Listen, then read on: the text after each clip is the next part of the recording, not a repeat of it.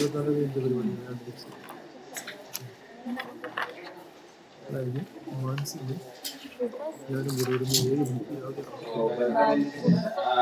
this session, we will deliberate on Mimamsa rules.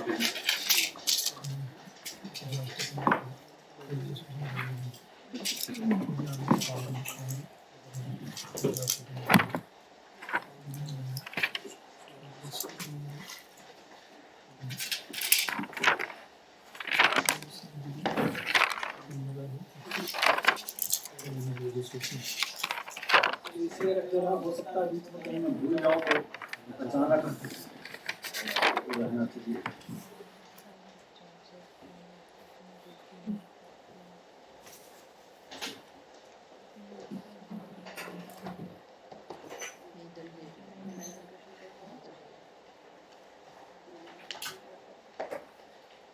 So now I am beginning to explain the Mimamsa rules of interpretation. And the purpose of explaining this idea is to explore the possibility how these rules can be applied to jurisprudence. There are many similarities and many people have tried to do it. And they have done it in a good manner. In a talk,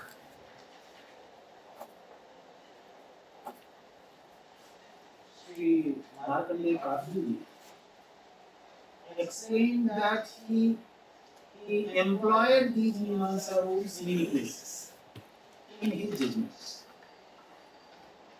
Therefore, I am willing to explain these ideas in Sanskrit. Many times he used a term Padavakya Pramana Paravar. And simply meaning of this sentence is the person who is master of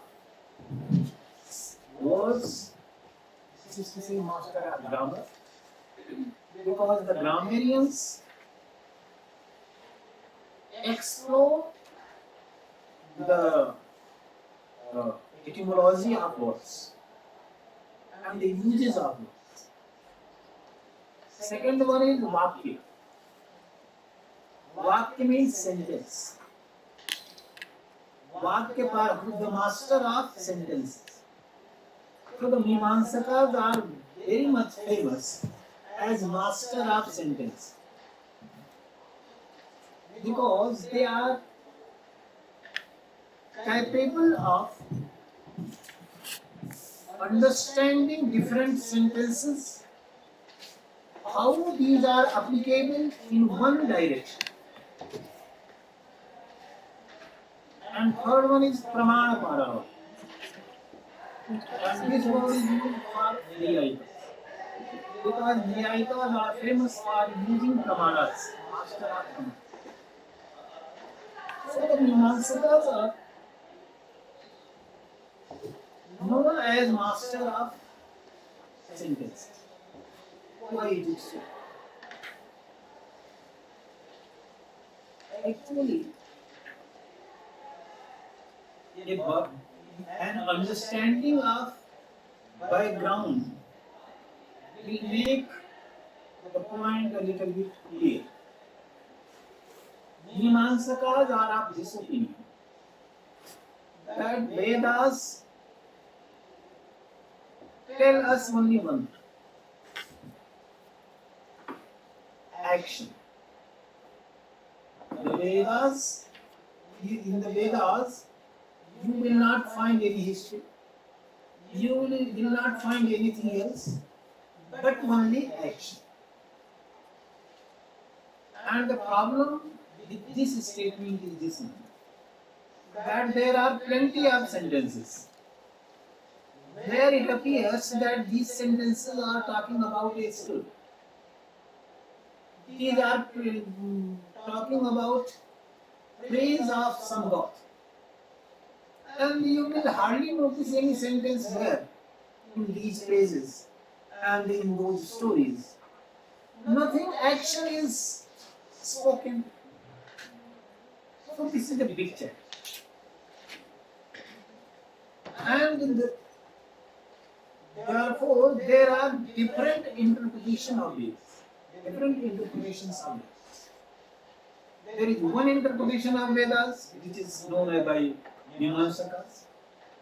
Another interpretation of Vedas which is carried on by the Naiyayikas.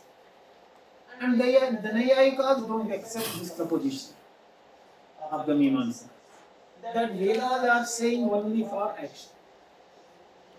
The Naiyayikas say no problem. Sometimes there could be actions, sometimes there could be a talk of performance.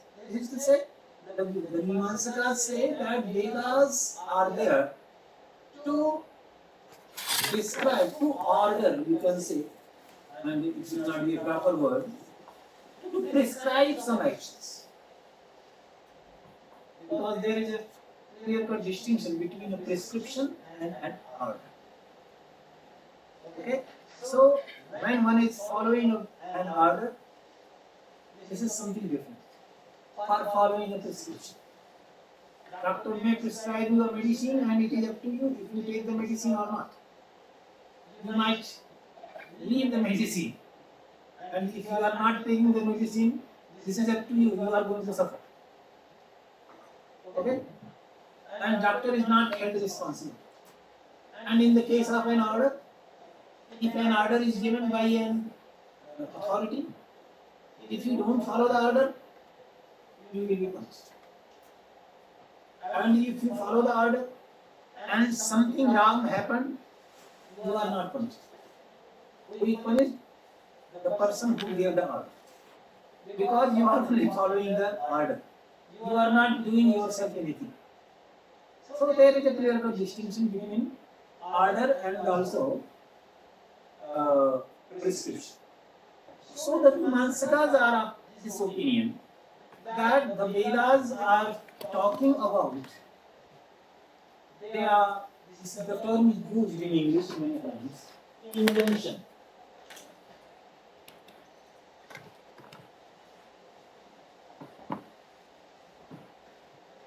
Injunction.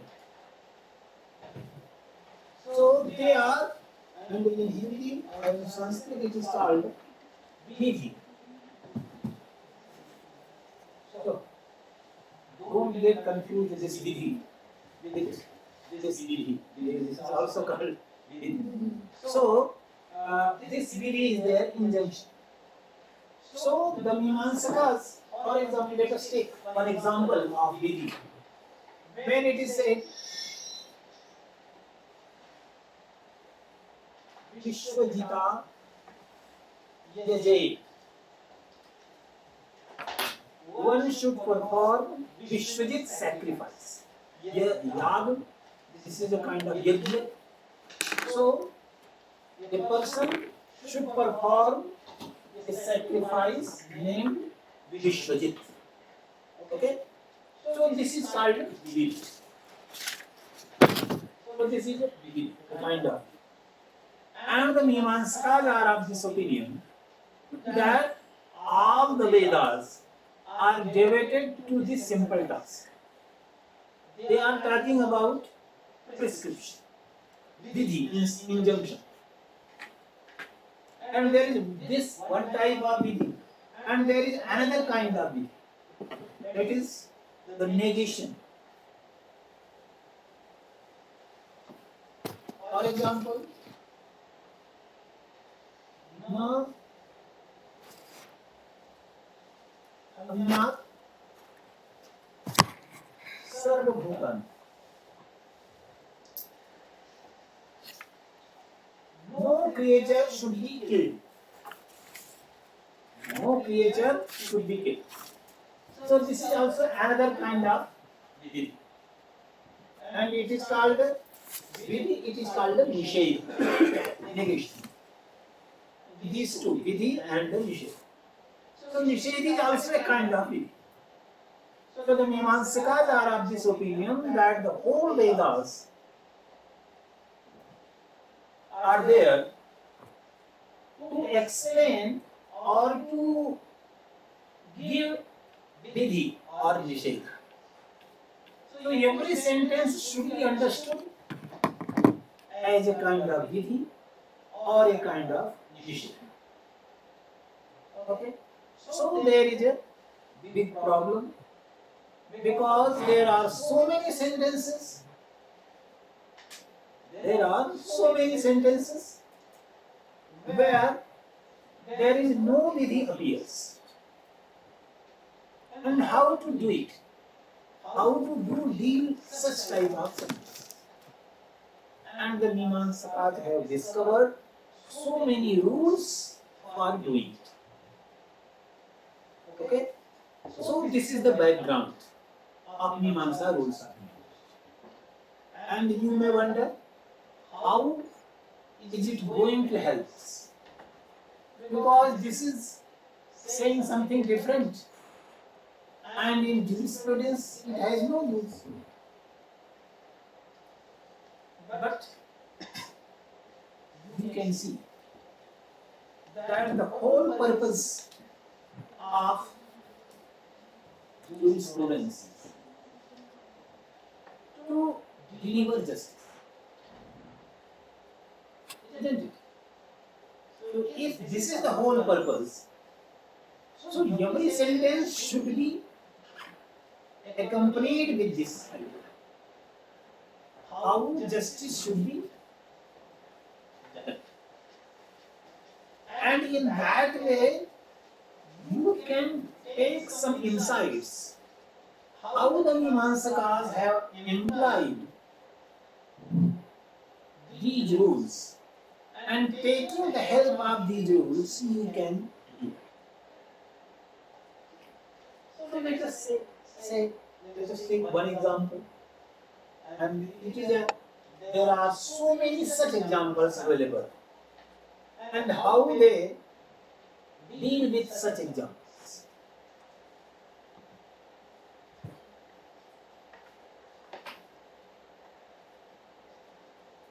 And you know,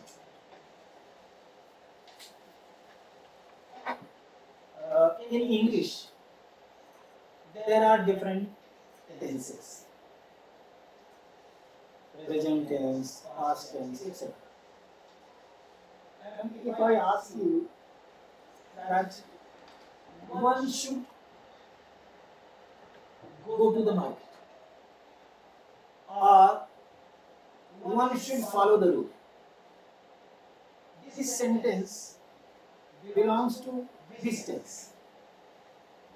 Is there any possibility to explain it? That if there is any tense here? No. Because tenses are very much related to three types of time: past, present and future. And in addition to that, there are many uses which are not explained. But in Sanskrit, there are lakaras. And it is said that there are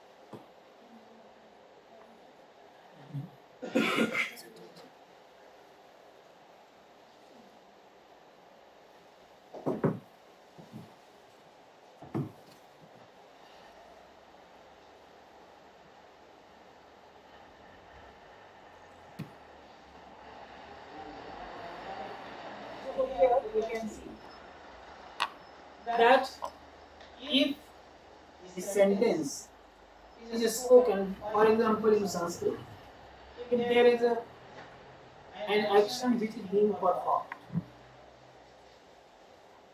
suppose Ram is going, and for this is a factual statement, and we say Ramaha gacchati. Ramaha gacchati. Now you can see that it is a factual statement. There is no injunction involved. There is no injunction is involved. And suppose there is any other type of such example, because in Sanskrit, injunction is involved only in vidhi.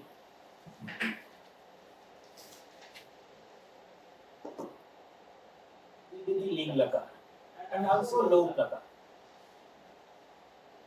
So these are two lakaras where injunction is involved.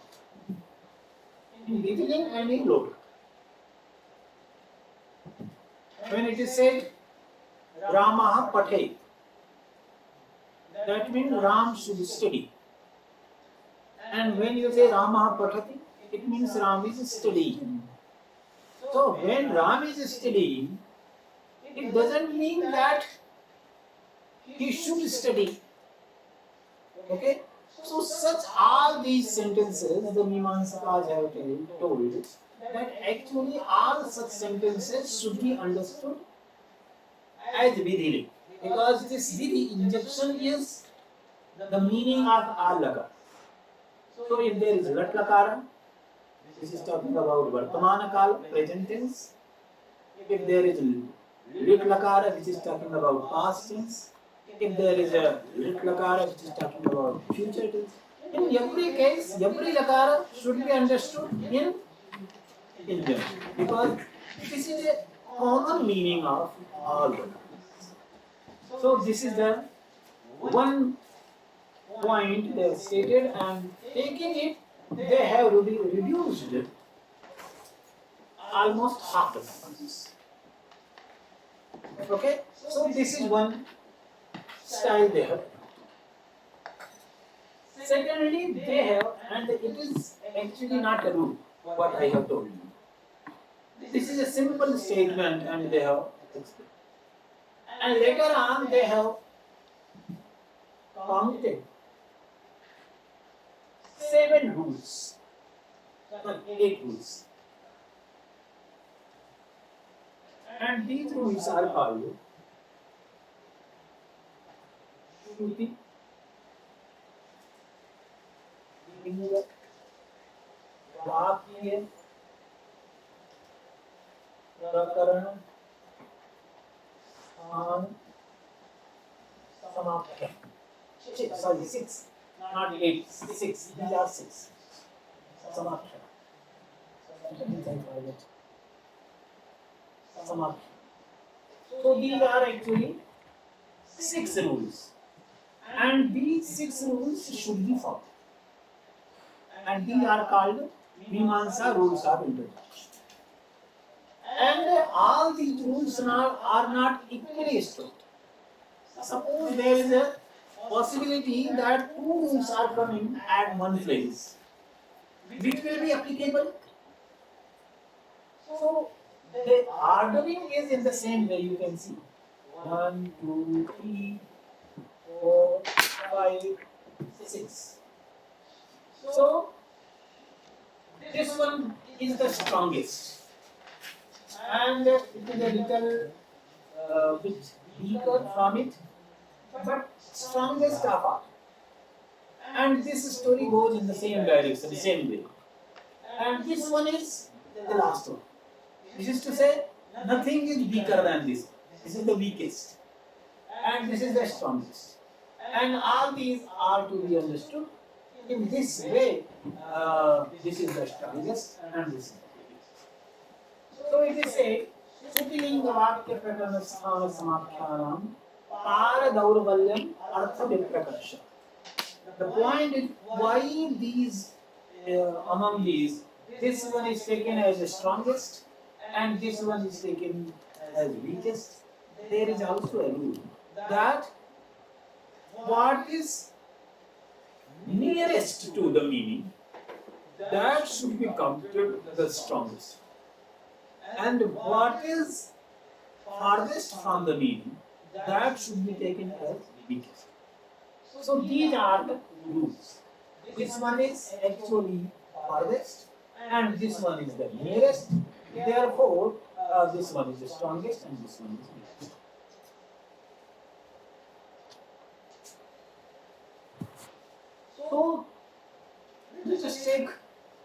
One example here, there are some Arthavad mantras. And in order to understand Arthavad, you can see there are we all watch TVs. And sometimes there comes an advertisement. And these advertisements are not actually direct injunctions, but these are indirect injunctions. And it is said that Colgate kills all the germs. It is not saying that you should buy Colgate, but it is implied because it is a case of Arthavad. So in the same way, actually Vedas or Veda mantras are different way understood. There are mantras, there are Arthavad, there is Vidhi, there is also Nisheda. So if you take Vidhi, Nisheda, mantra and also Arthavad. Arthavad, there are different stories. For example, there are different praise slokas, stutis. The mantra, there are different suttas to praise Vayu. For example, one place it is said, Vayu vai Kshepishtadeva. Vayu is the very fast God, very powerful God. What does it mean? There is no injection, there is no vidhi. But the Mimamsakas say it means he is very powerful, so he is very fast. Therefore, if you worship Lord Vayu, you will get the fruits very fast. So it is implied there, and therefore it could be associated with the injunction.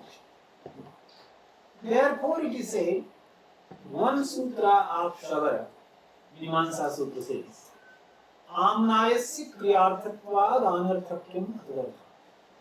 So Amnaya is actually Veda. Veda is for the injunction, for vidhi. So all those mantras, all those shlokas are meaningless because they are not talking about vidhi. And this acceptance is actually a problematic one. You are accepting that Vedas are authentic. At the same time, you are accepting that Vedas, some part of the Vedas are not meaningful. Those are meaningless. So you are not praising Vedas. Rather, you are demeaning the Vedas. Therefore, it is said by the Mimamsakas later on that Stutyarthena Vidhinamsu. So these statements are there for praise or for ninda. Stuti ke liye ya ninda. Condemns. So what is condemned? That should not be followed. And what is praised? That should be followed. So it is also when you are talking to your child and saying him, see, the person who is a DM, district magistrate of the country, when he was a small child, he used to study very rigorously, and now he is the DM of this district. What is implied here?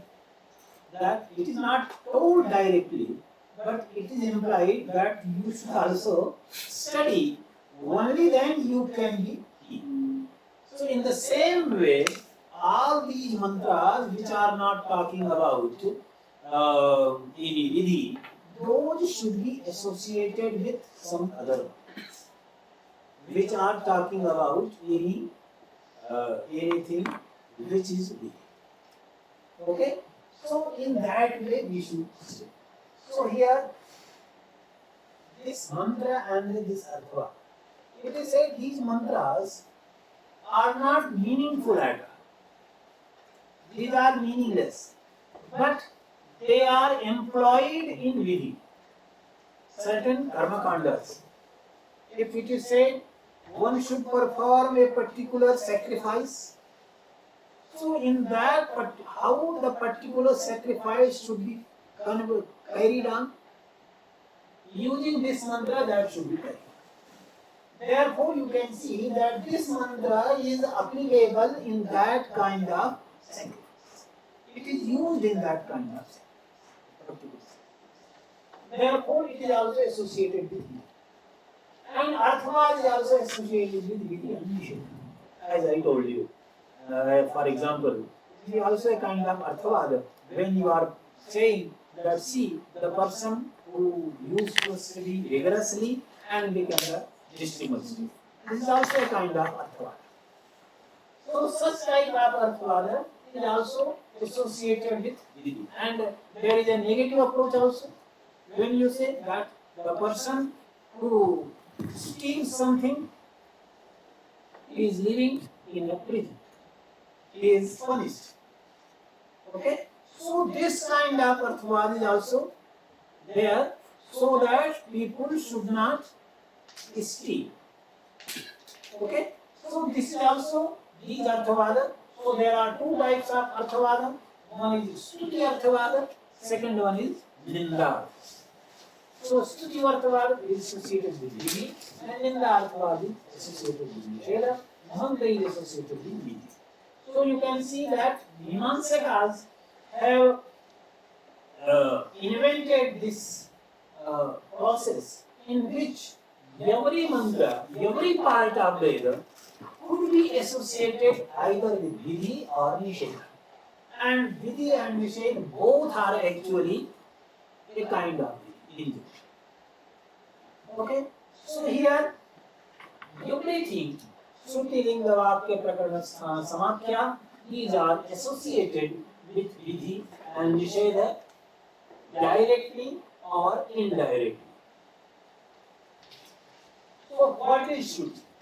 This is simply explained. Nirapeksho Ravaha Shruti. This is to say, Shruti is that word, that sentence, which doesn't beg any other sentence's intervention to get understood. This is to say, whose meaning is very much clear. That is called Shruti. Okay? So Shruti is that sentence whose meaning is very much clear and where there is no doubt at all. That is called Shruti. And this can be employed, can be understood in all other branches, all other schools. They have actually divided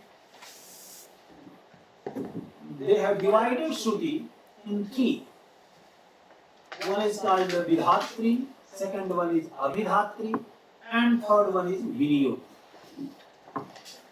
But I am not going in detail regarding that. In a brief, I could say that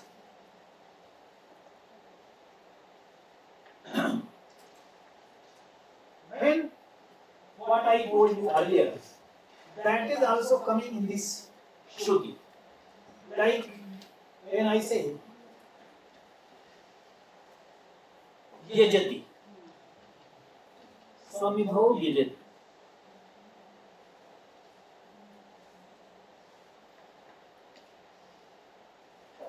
So this is also, however it is Vartamanaka, Gatlaka, and it simply doesn't mean injunction, because it means that using Samvidha one is performing sacrifice. It is not said here that one should perform the sacrifice, but such sentences should be understood like Egypt should be understood as Yajid. Okay? This Egypt should be understood as Yajid. This is to say, this particular sacrifice should be performed. Okay? So here, when it is said, there is a need, who will perform? Who will perform? That should be aided from somewhere. And how to perform is also very much important. It should be performed, who should perform, how one should perform. So all these are actually related to this performance. And if there is a case, something is coming from here and it is not directly associated with it, we have to think how it is related with this here. And therefore we can aid it there and accordingly we can. So this Shruti is there, and second one is called the Linga. Here very interesting example can be given.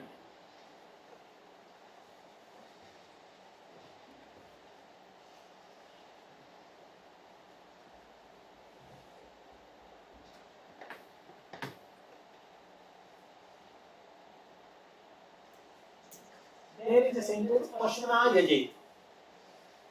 One should perform the sacrifice with animal. Okay? So how many animals should be used? How many animals should be used? This is the one point. And it is said that actually there is ekavachan. Here there is ekavachan. In Sanskrit there are three vachan. Singular and in Hindi we say singular and plural. But in Sanskrit there is ekavachan, dvivachan and bahuvachan. So singular and plural, in between them there is a something dvivachan. Okay? So how many animals should be used there? It is said that actually it is singular. Therefore only one animal should be Pashuna when it is said. Second one is that here Pashu word is used. Pashu word belongs to Pullinga. This word is masculine. Therefore, the masculine animal should be there. And only one animal should be there. So here you can see that what is given, it is clearly observed. And accordingly a decision is taken. It is understood that one male animal should be used in this sacrifice. Not a female animal, not more than one animal. That means if you use more than one animal, that will not be a proper understanding of the sentence. It will not be following what is prescribed. Okay? So here, Pashuna Yajayat word refers to that particular way in which only one and that masculine, the male animal is used. That's so this is the example of Shruti.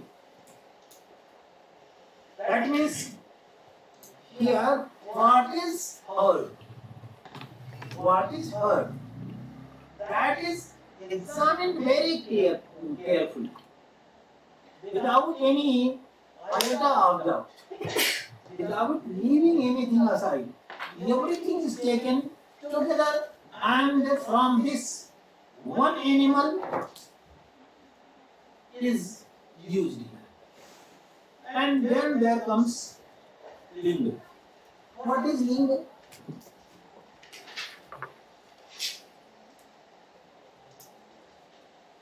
It is said that Samarthyam Sarva Shabdana. The efficacy of all the words is understood as Linga. For example, here, sometimes you might take that it is how it is related to, and in the beginning I told you that you may use this understanding in your particular field. How they have employed it, I am explaining it. So here there is one example. Barahir Deva Sadanam Dham.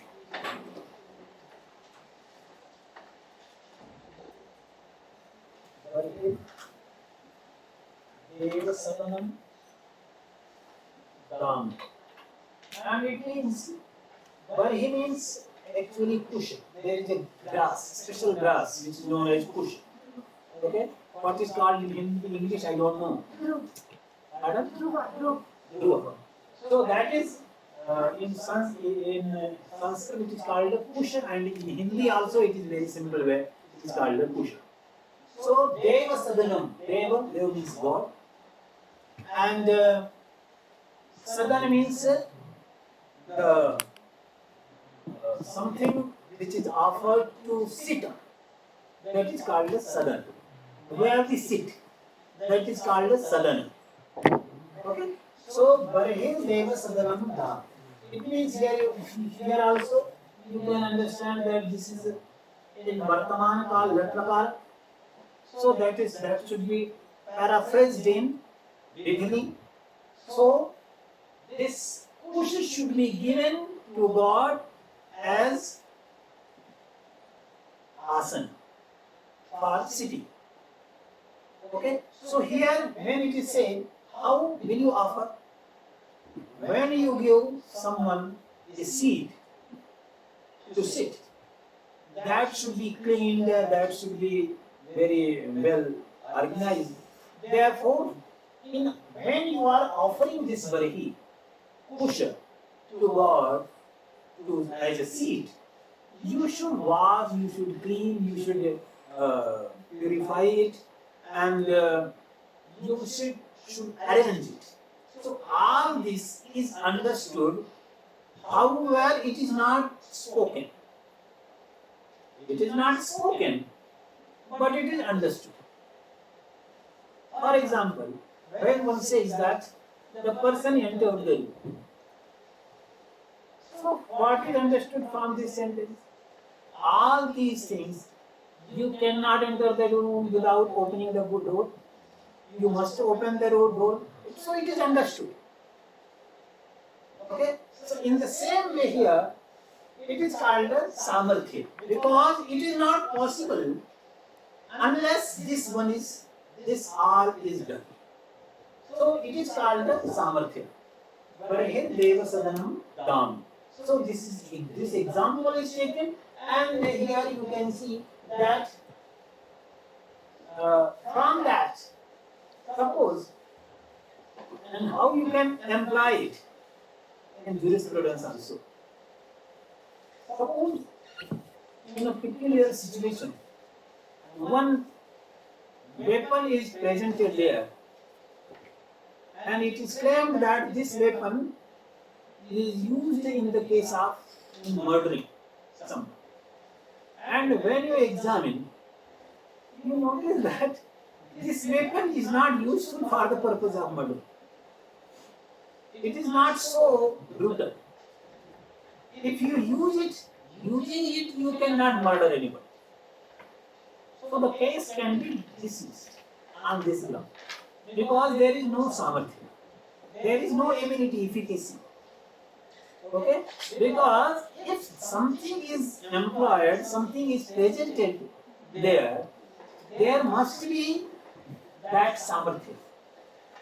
Okay? So, Barahir Deva Sadanam Dhami here in this case when you are offering a seat to God to sit, that seat should be properly managed. And if it is not managed, this injunction is not followed. In the same way, there also you have to examine whether this is possible in that particular case or not. So this is actually the case of lingo.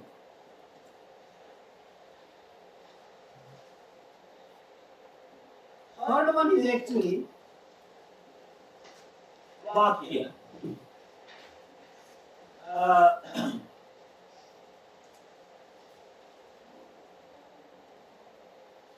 Vakya means the utterance of different words together. You can see what is a sentence. If I utter a word now, and after half an hour I utter another word, that will not make a sentence. A sentence will be there only if I utter these words in a peculiar order and at a particular time. Isn't it?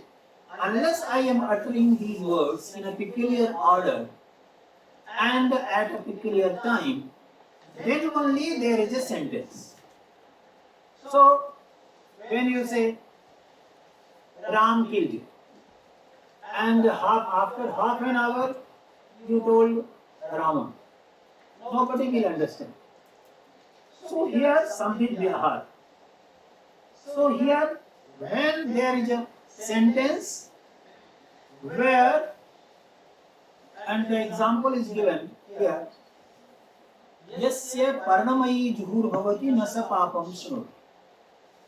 At one place it is said, who uses, I think you have observed sometime, that in the yajna, sometimes clarified butter is offered.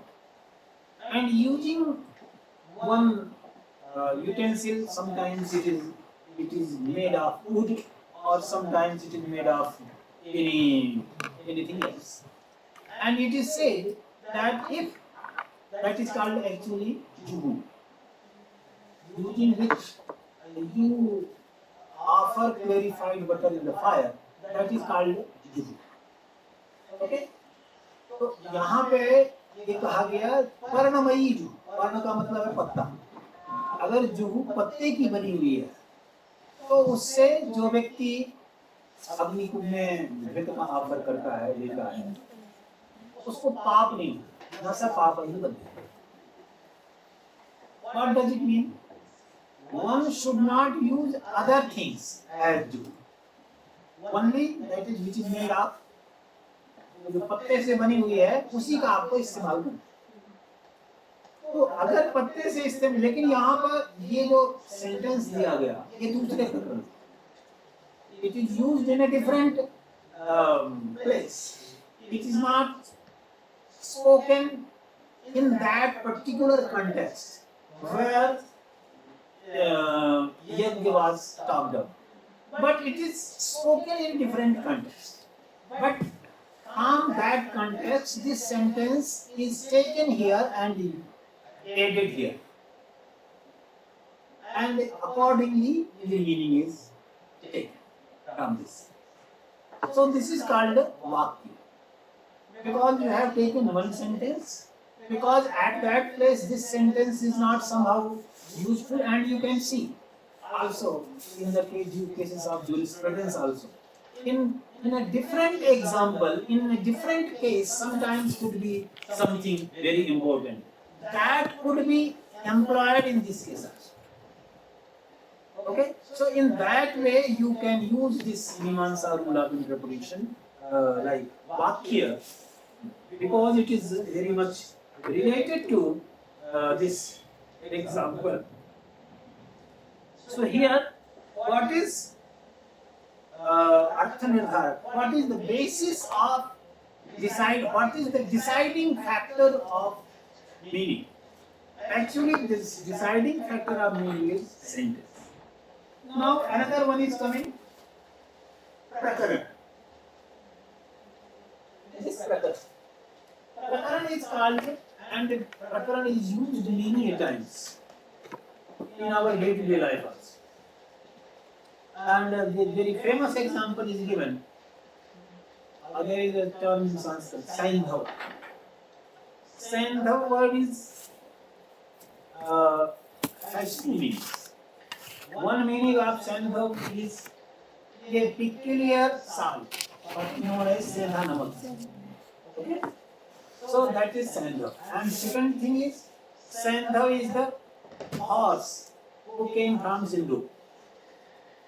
So Saindhav means horse as well as salt.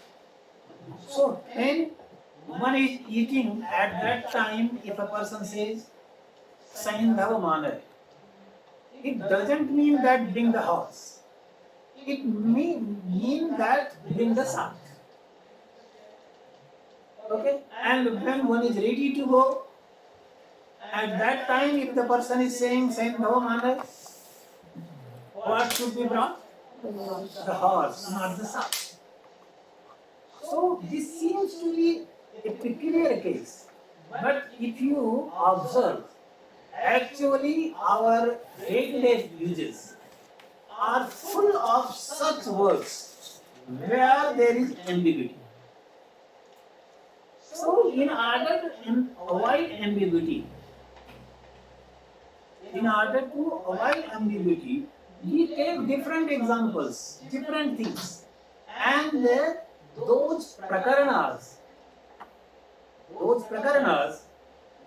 actually remind us what is meaningful, what is the meaning of. For example, when there is a story of Mahabharata, one is talking about the Mahabharata story, one is talking about Krishna, and says Krishna and Ram both came there. What is the meaning of Ram here? The meaning of Ram is not the son of Dasharath, rather the son of Vasudeva, Balaram.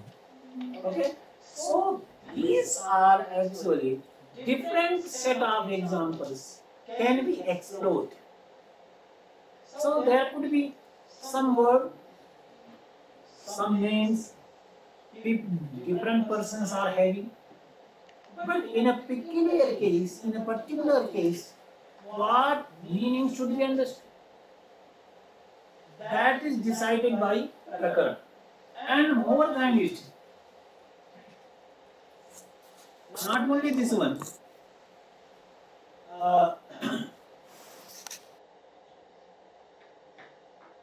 us take here how the Mimamsakas employed this Prakaran to their understanding of the Vedas. Actually, they have taken two examples together and made a meaning. Because I have taken one example and earlier also I told you. Samidho yajati. One should perform sacrifice with samidha. In the fire, samidha should be offered. Samidha means small piece of wood of different trees, and those should be offered. But what is the purpose? What is the fruit of doing this? It is nowhere mentioned there. This is nowhere mentioned there. And there is another example. Darshan Paurnamasabhyam Swargapamo yaje. The person who is willing to go to heaven should worship, should do Darsha Paurnamasya. Darsh means Amavasya, no moon night. The no moon night is called Darsh. And the Paurnamasi, the full moon night. So the person should perform a ritual, perform one yajna, which is performed on no moon night and full moon night. And here you can see these two sentences separately, this one and this one. And the Mimamsakas say that this sentence is actually not a proper sentence because it is missing so many things.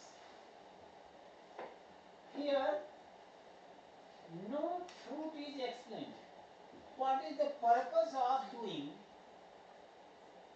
this darshan, this samidha, offering samidha is not explained. Okay? And this is also incomplete because here it is not said how one should perform darsha paurnamasa. One should perform darsha paurnamasa, and who should perform? The person who is believed. So there are so many things required. One, who will perform, and how will you perform, what to perform. Okay, so all these are very much related, and if all are not explained, the meaning is not very much clear. So you can see here, it is said that yag should be performed, and how it is said. How it should be performed, but who should perform, it is not clear. And when one should perform, it is also not clear. But if you add both the sentences together, if you take these two sentences one after another, you can understand that what is claimed here, what is conveyed here. The person who is willing to go to heaven should perform darsha paurnamasa using samidha. Okay, so these two are taken together because there is also something is missing, and here is also something is missing, and if you take both of them together, then you can take out the true meaning of these two sentences.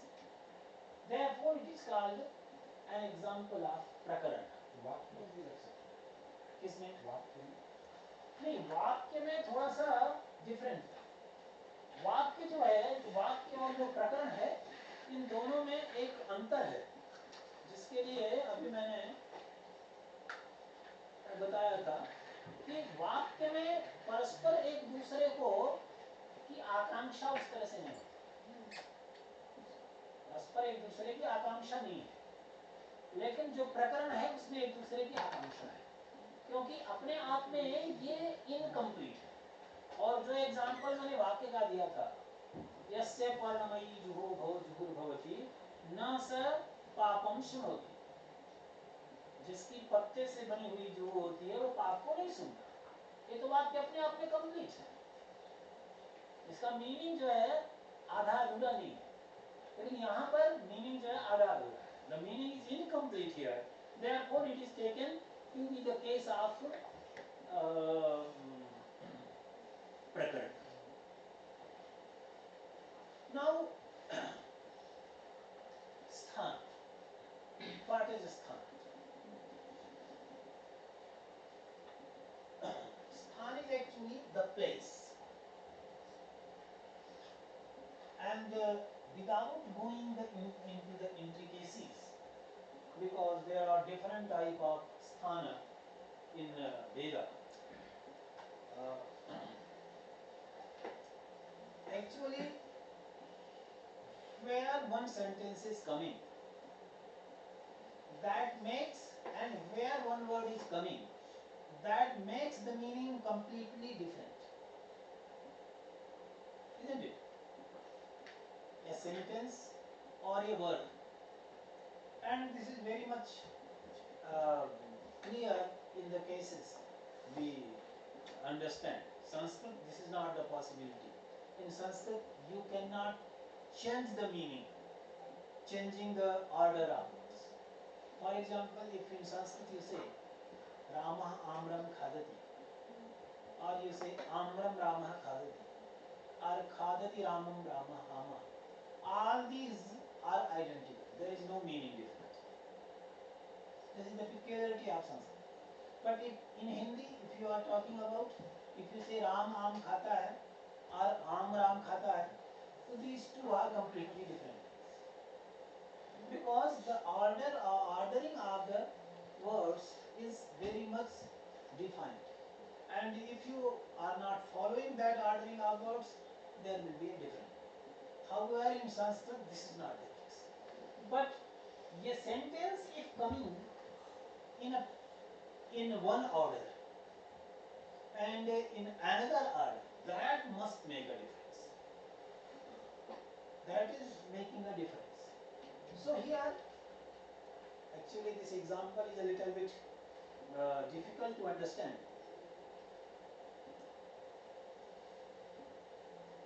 ऐन्द्राग्नम एकादश कपालम निर्वपे वैश्वानरम द्वादश कपालम निर्वपे.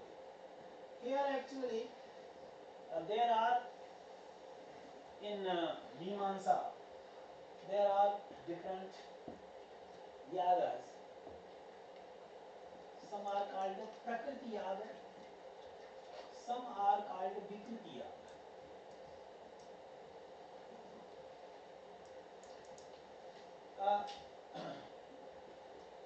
It is said Prakriti yaga means one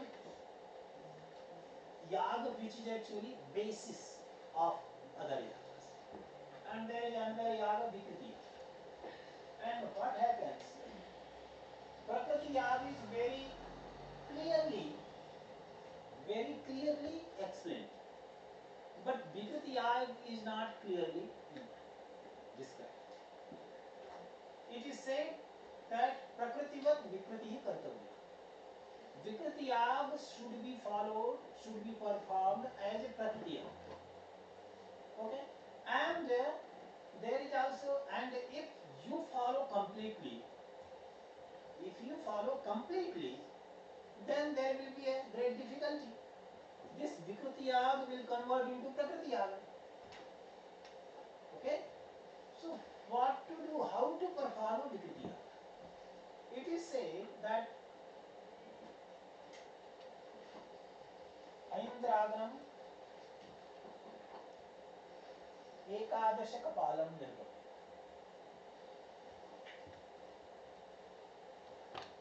Actually, I think the lecture became a little bit bored due to these intricacies.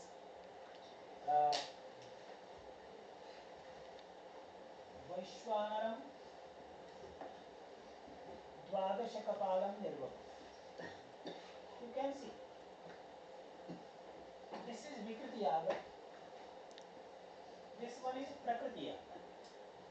It is called Aindragna yaga, and here it is said Aindragna yaga, here Ekadasha kapalam nirvapate. There should be 11 pots, and it is said Vaishwana yaga, there should be 12 pots. That means everything else will be identical, but these two will be different. Okay? So these two will be different, and taking this point, this sthana,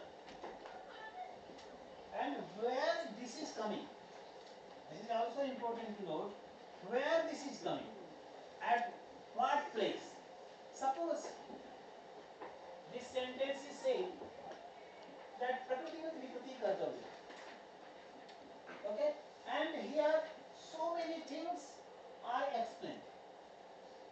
And later on it is said Dvadasha Kapalam Nirvapate, and here it is said Ekadasha Kapalam. So, in so far, there is difference that is enumerated, that is explained. And where there is no distinction, there is no difference, that is not enumerated. That is left without explaining. That means later on everything will be identical. Therefore, this Prakriti yaga and Vikriti yaga, these two, however, are identical, but where it is a difference, that is highlighted. So this is sthan. And thereafter, sixth one is coming as Samakhya. What is this Samakhya?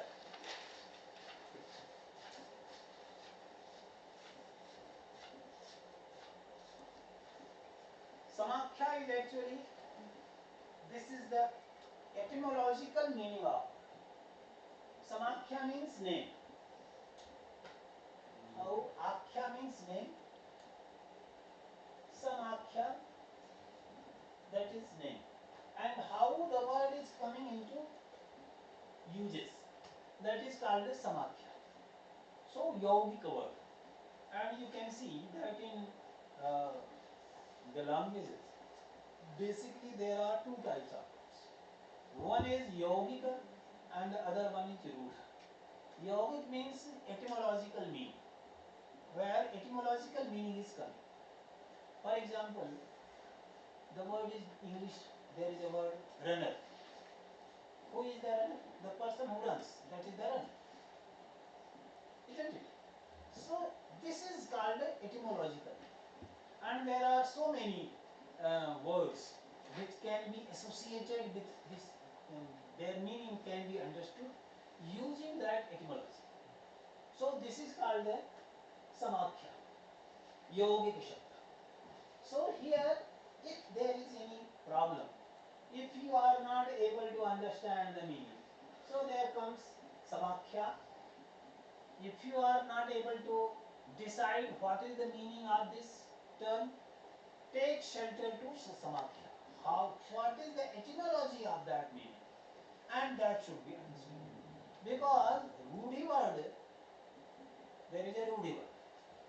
And Rudhi means it is coming and coming into practice without taking into consideration what is the etymological meaning of it. Let me take one very interesting example. There is a word go. I think all of us know what is the meaning of this word is. Go. Isn't it? So cow. And if you take the etymological meaning of this word go, it is a gachati iti go. The person who, the animal who walks, the animal who goes. So you know we all go, other animals, buffaloes go, horses go, all these go. But all are not called go. Why? The Rudhi is in a particular animal, a special animal.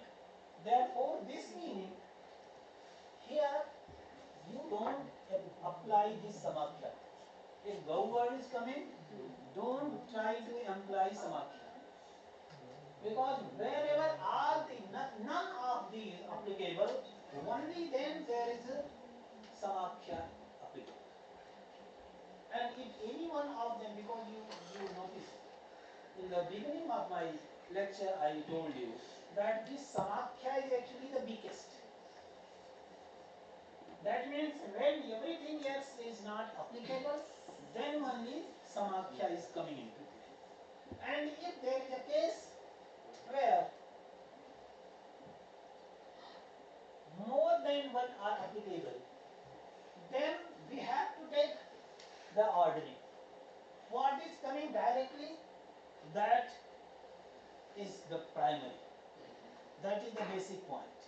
We cannot leave it. How could you deny that? What is directly written? What is not written, according you can interpret. But if something is written directly, which leaves no ground for any doubt, there is no interpretation is required. Because it is called the Nirapeksha Ravashti. Therefore, the first rule of interpretation is Shruti. What is available to us? Accordingly, we have to deduce the meaning. So, this is the first example. But there could be so many examples where more than one are applicable in a particular case.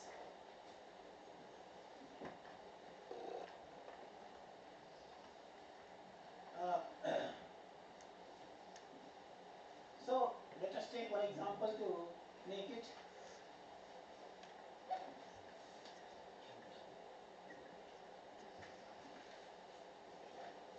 Like in our tradition, it is said, Pitaro Devata. Our forefathers are Devata. And sometimes it is translated as God. These are gods. But why these are called gods? There is a very interesting explanation to it. For whom we offer something, for whom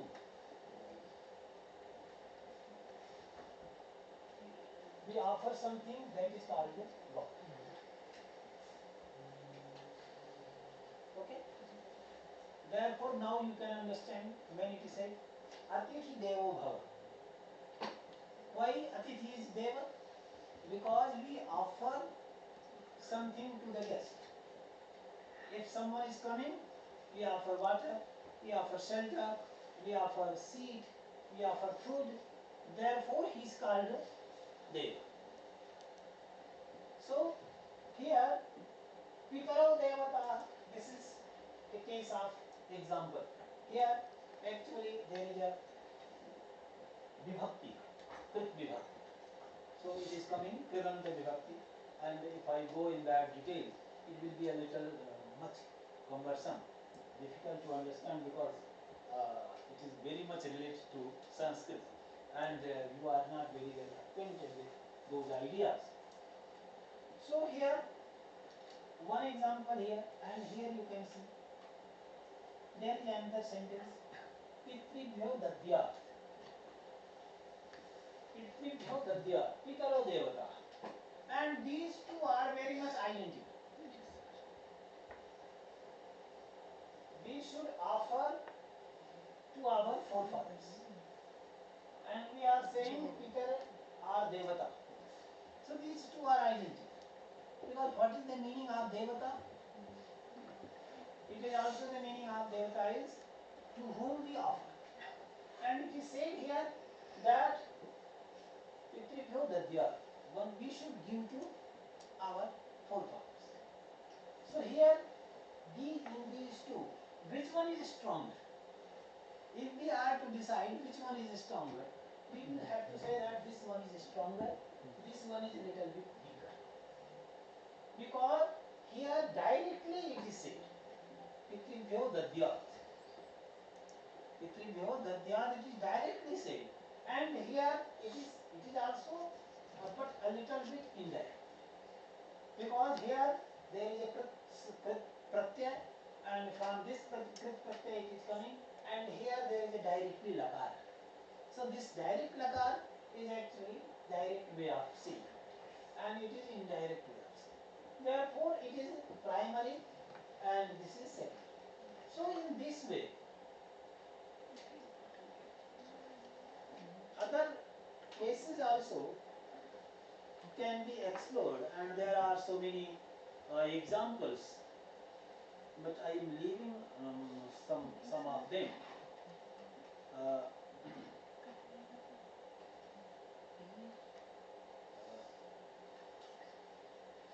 I would like to conclude my talk telling only a few points. That there are certain examples where there is one example, linga, and there is a vakya. So suppose there is one example where linga is coming earlier. For example here, let us take, if it is said that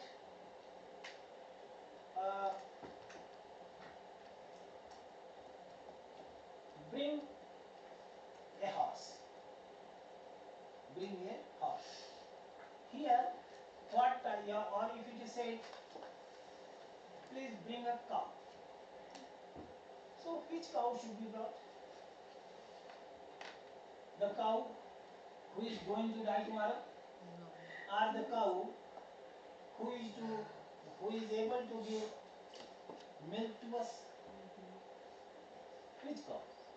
And here it is understood from Samarthya that that cow should be brought which is going to give milk, because there is no purpose आप bring in that cow, unless it is a proper way explained.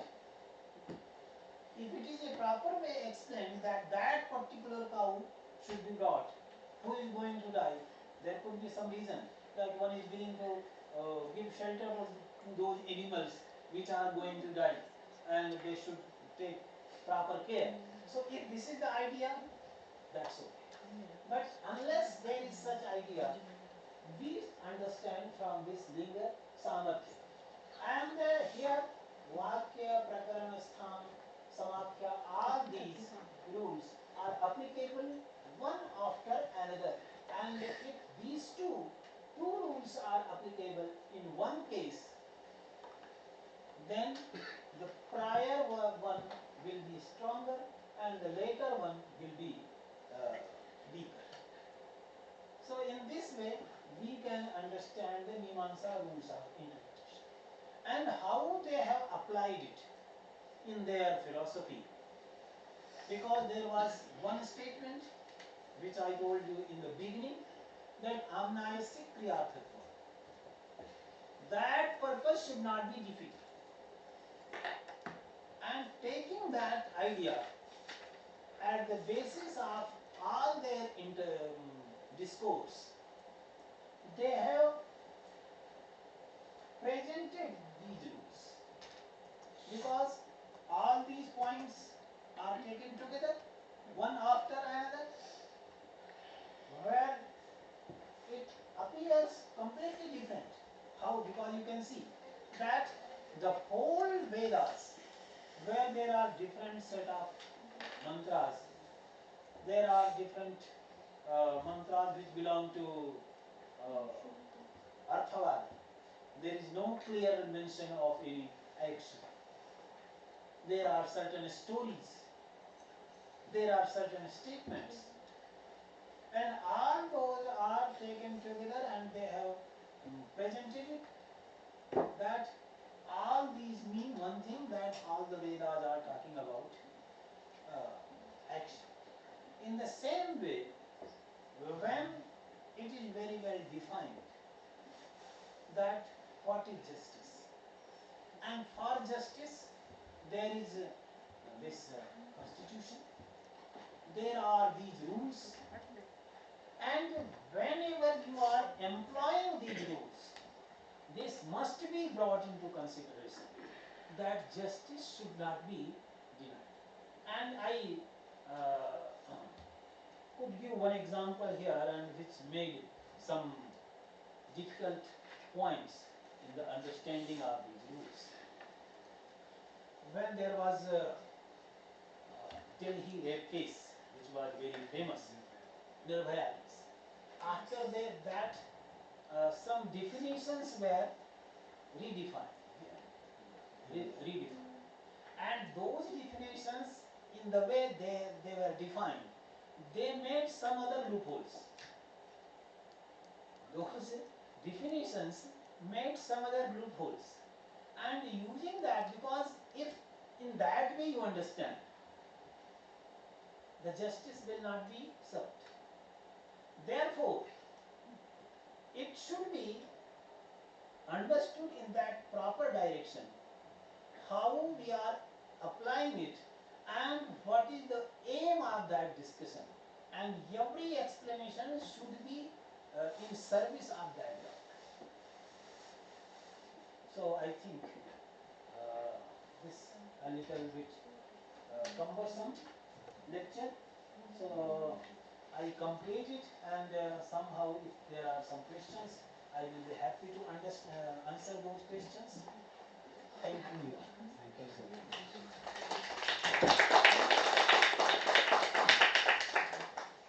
Sir, we as a teacher of interpretation teach, there are three methods of interpretations by and large: textual, contextual, and purposive. So, meaning of the text, context of the text, and purpose of the text. These are the three dominant principles of interpretation. And then there are other methods like नॉसिटर principle, in which we try to understand कि इस शब्द के आसपास जो word है उससे उसका meaning कैसे determine होता है, something like this.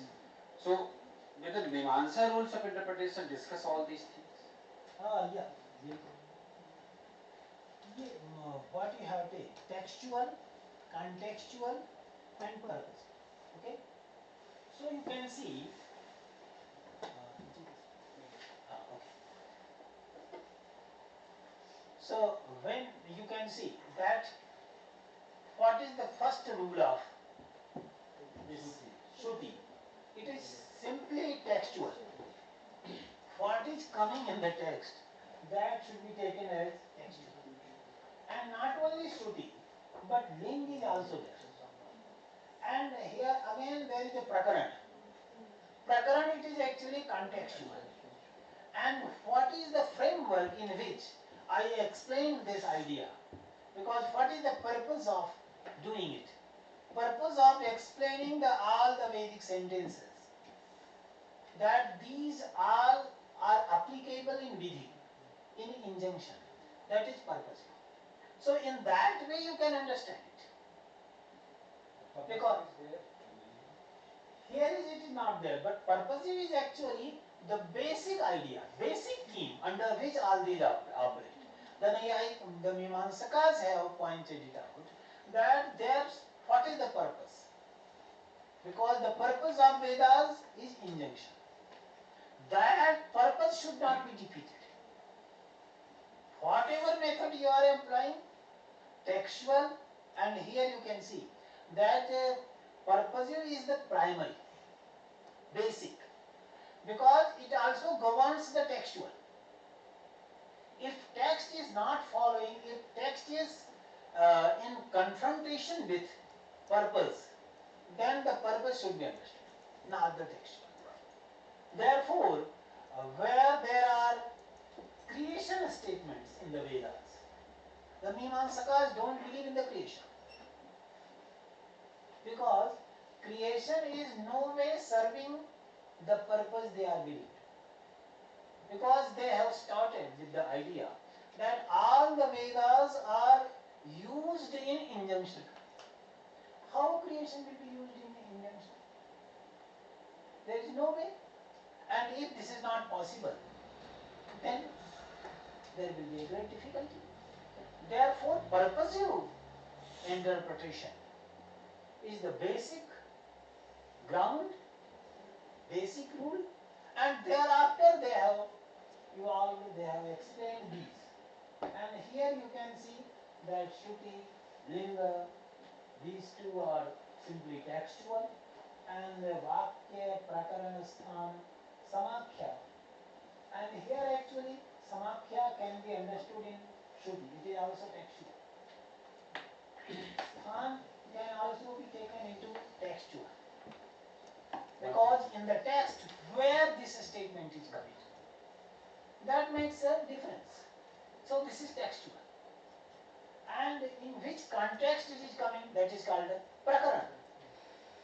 And also this is vakya. So these three are explained here. Yeah. Okay, any other question?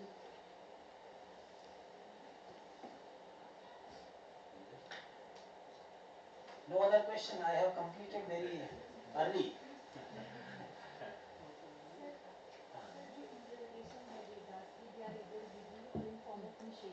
Yeah, vidhi nishedh, both are actually a kind of vidhi. Because it is said, in one it is said to perform something, in another it is said not to perform. So not to perform, it is also a kind of vidhi. And it can be understood when you say someone abstain from taking alcohol. If someone is alcoholic, in that case this nishedh becomes vidhi, because in order to abstain from not taking alcohol, it becomes very much difficult for him, isn't it? And even when you are prescribing something which is against our habit, for example, if someone is habitually abusing other persons, कुछ लोगों की आदत होती है ना गाली देने की, और उनको आप बताओ कि गाली मत दीजिए, तो ये उनको अभ्यास करना पड़ता है कि गाली नहीं दें, क्योंकि वो कई बार ऐसा कर सकते हैं कि गाली दे के बोलेंगे कौन कहता है कि मैं गाली देता हूं या गाली दे के बोलेंगे कि नहीं, कल से मैं नहीं गाली दूंगा। तो ये जो है, ये आप देखिए कि जो हमारे हैबिट के विपरीत जा रहा है। अब उसमें मनु ने तो मनुस्मृति में कहा कि न मांस भक्षणे दोषो न मद्ये न च मैथुने प्रवृत्तिरेषा भूतानां निवृत्तिस्तु महाबला। मांस भक्षण में कोई दोष नहीं है, मद्य पीने में भी कोई दोष नहीं है, मैथुन में भी, कपलेशन में भी कोई दोष नहीं है। क्यों? क्योंकि ये तो लोगों की प्रवृत्ति है। लेकिन निवृत्त होना बहुत फल है। मतलब क्या है कि ये तो हमारी प्रवृत्ति है, उस उल्टे अगर जाना है तो हमको लिए हमारे लिए डिफिकल्ट होगा ना। तो निवृत्ति भी, वो भी, निषेध भी एक तरह का विधि है कि हमको कैसे उसको फॉलो करना है। Yes. हेतु और उदाहरण में क्या डिफरेंस है? हेतु और उदाहरण, जैसे कि सुबह के लेक्चर में ये था कि जैसे हम कहें कि पर्वत में अग्नि है, क्यों है? धुएं के कारण। तो ये तो हेतु हो गया, धुएं के कारण ये हेतु हो गया। और हम कहेंगे कि जहां जहां धुआं होता है वहां वहां अग्नि होता है, जैसे कि किचन, रसोई घर। तो ये उदाहरण है, ठीक है ना? Okay, anyone else? Thank you so much, sir. It has been 2 weeks, and before we discuss, we have some announcement. Tomorrow we have 2 sessions.